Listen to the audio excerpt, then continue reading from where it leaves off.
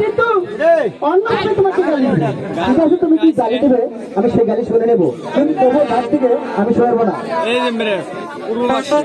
বলো মাঝি